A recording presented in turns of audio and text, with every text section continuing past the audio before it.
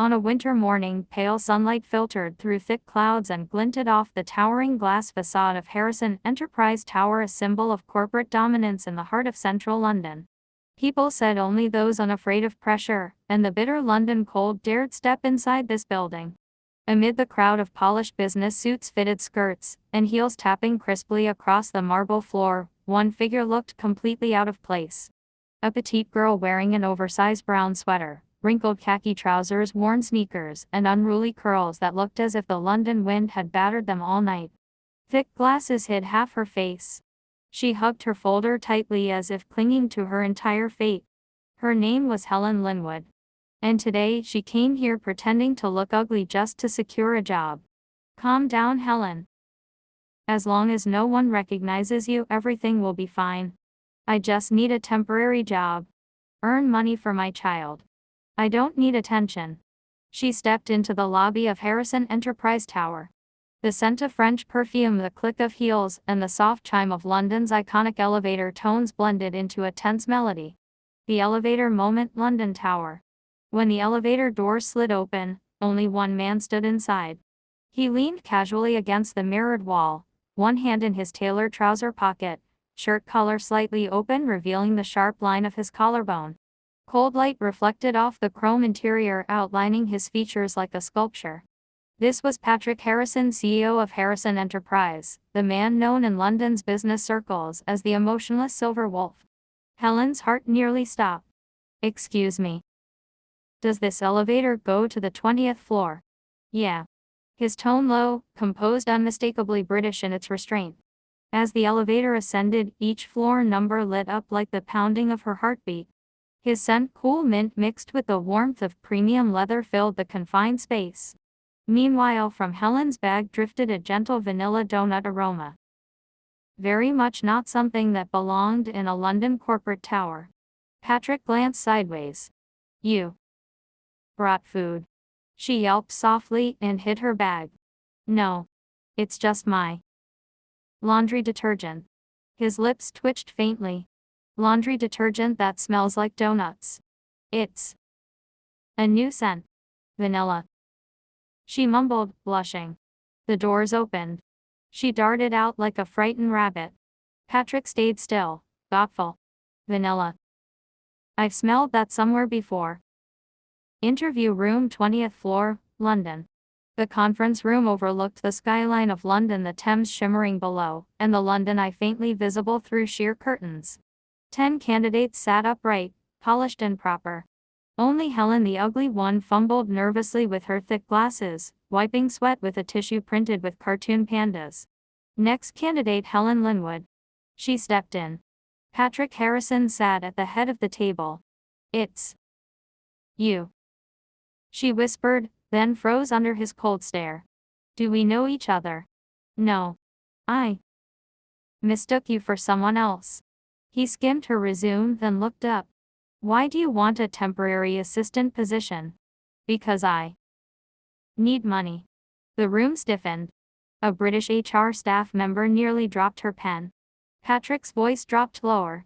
Do you think I need poor people working for me? No, but I believe capable people don't fear starting low. I'm not afraid of being fired. Just afraid of not having a chance. Silence settled. Patrick leaned back, studying her. You're honest. I hate pretenders. So do I. A flicker of interest crossed his eyes. Fine. Start today. 3-month probation. Helen blinked rapidly. I got the job. Do I look like I'm joking? He rose, sunlight falling behind him, outlining his tall figure. And remember, in my office. No snacks. She murmured. Yes. I'll hide them better. What was that? No. I said I'll remember better. The 12th floor corridor of Anderson Group in London gleamed like a giant mirror, reflecting the soft afternoon sunlight filtering through the tall glass panels. Each step Helen Whitmore took echoed sharply against the marble floor, hurried, clumsy, as if she were trying to flee from her own emotions. Her wrinkled handbag was clutched tightly to her chest, inside it a still warm vanilla donut whose sweet scent mixed with a faint mint aroma drifting from the nearby conference room. The whole hallway felt both strangely familiar and unsettlingly foreign.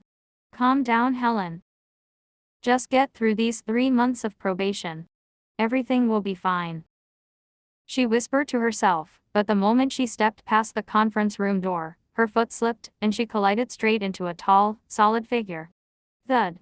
Documents and the donuts scattered everywhere. Helen looked up and froze instantly. Patrick Anderson, cold, powerful CEO, stood right in front of her. He was tall, broad-shouldered, his tailored black suit outlining every firm line of his body. The golden light pouring through the windows highlighted the sharp structure of his collarbones. He stared at her, eyes razor-sharp. Instinctively, the part of him that was always cautious, always suspicious of strangers, flared up. A clumsy assistant. Careless. I don't have time for this. But then he noticed something. Her eyes weren't like the cunning or empty ones he'd seen countless times.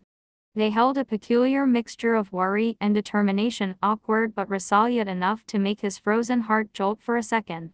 He forced himself to remain rational. Don't pay attention. She's just an intern. Are you carrying food? His low voice cut through the air, sharp yet tinged with unexpected curiosity.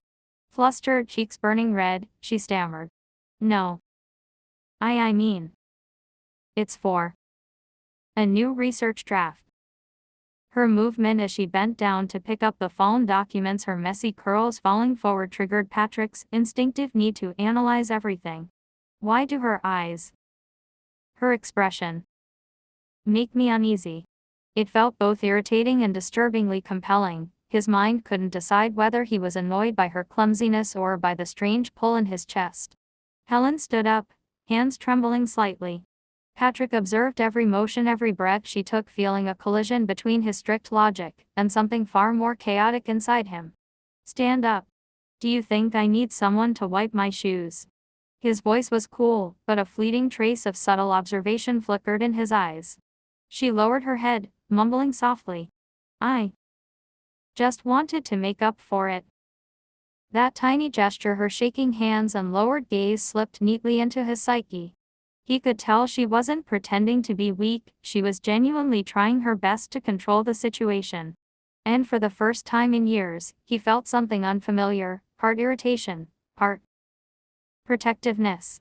The golden afternoon light stretched across the wooden floor, casting overlapping shadows of the two of them. In that silent moment, she wasn't just a clumsy intern in his eyes. She was someone who made him confused, unsettled, and inexplicably curious. As she cleaned the remaining crumbs of the donut, Patrick found himself noticing everything. The way she looked at objects, the tiny tremor of her fingers, the quick breaths she took whenever she panicked. This girl. Truly strange. Innocent yet determined. Fragile yet fiercely resilient. His mind analyzed every detail, her footsteps, her eyes, her heartbeat, her breathing. Yet logic could not explain any of the emotions tightening inside his chest. He had never met a woman who made him feel both irritated and drawn in like this. You really are clumsy, but different from anyone else, he got to himself, his heart taking a step he refused to acknowledge. The room grew silent. Everyone's gaze was on them, but the real turmoil was inside Patrick Anderson's mind. Analysis, judgment, curiosity, attraction, all crashing together, shaking the cold mask he had worn for years. This small, nervous girl, awkward yet determined, had disrupted the emotional order he had carefully built. He exhaled, forcing himself back into composure. She's only a probationer. Don't get involved. But then why did his heart tense every time he looked at her? The vanilla donut lay on the floor, its gentle scent lingering in the air. Patrick stared at it, wondering. Why should a simple scent bother me? Helen bent to pick it up again, hands trembling, avoiding his gaze, but he couldn't stop watching her. A mix of annoyance and a stirring he had never felt before churned inside him. A strange girl. Truly strange, he murmured inwardly. And in that quiet golden moment, fate quietly shifted. The CEO office of Patrick Anderson sat on the top floor of Anderson Corporation's London headquarters, where sunlight streamed through the glass wall and reflected onto the handsome face of the man sitting behind a black ebony desk. The room was silent, broken only by the ticking of the wall clock and the faint whistle of wind slipping through the gaps of the window pane. Patrick Anderson, the man whose name made the entire business world cautious, sat there with cold eyes, a straight nose, and tightly pressed lips. His features were flawless, sculpted with precision, yet the aura surrounding him was icy and distant. He was the kind of man whose presence alone made people feel smaller, not just because of his tall figure, but because of his calm, intimidating, and slightly dangerous aura. On the desk lay a neatly stacked file. He flipped each page, his blade-sharp gaze gliding over the printed words. Helen Whitmore, 25, temporary administrative staff.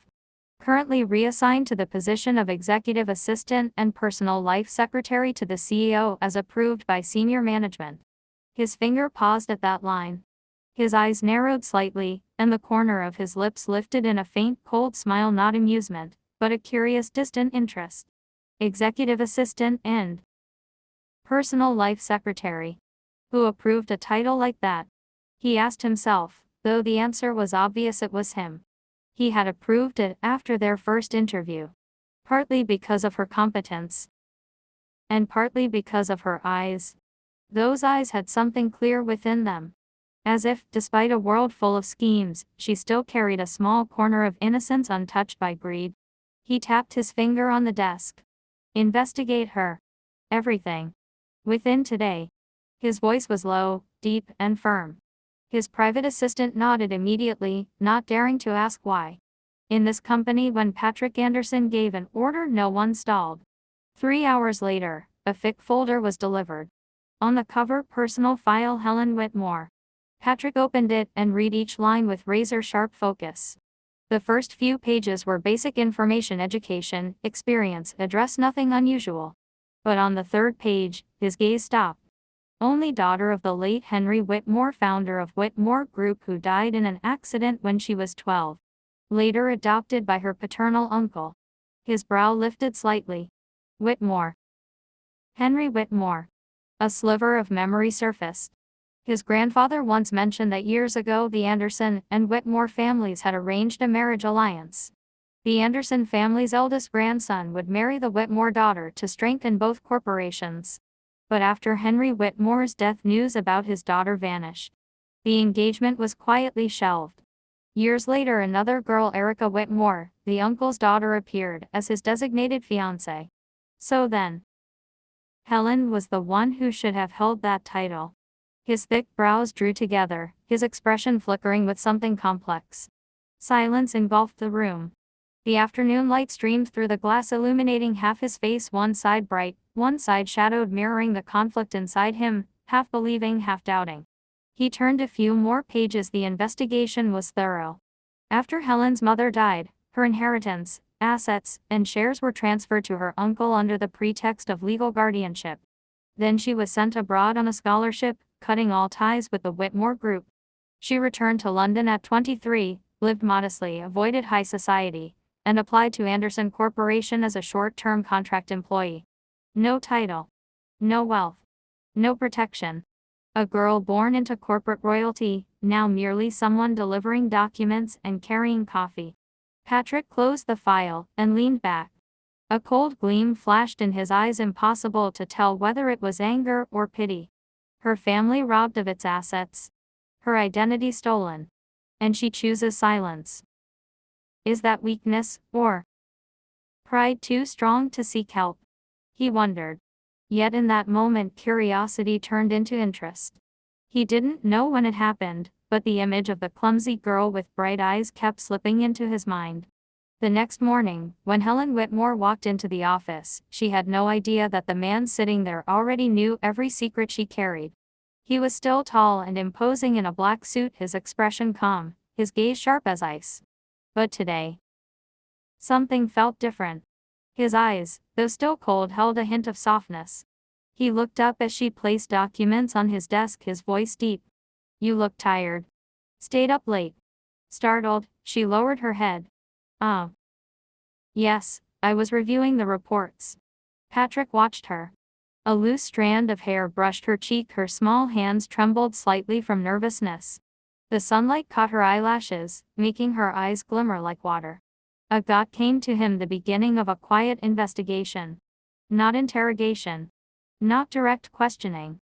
But approaching her through her current role. "Make me tea. The kind I usually drink." His tone was even, but his eyes followed her every movement. She nodded quickly and hurried away.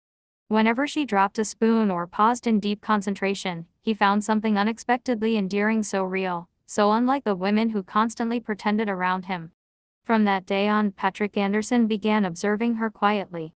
He noticed she never complained, even when the workload pushed her to exhaustion. He noticed she always arranged his belongings with meticulous care, remembering every tiny habit: his preferred pen, the way he drank his coffee, and even his intolerance for strong perfumes. And each small detail pulled her deeper into his world.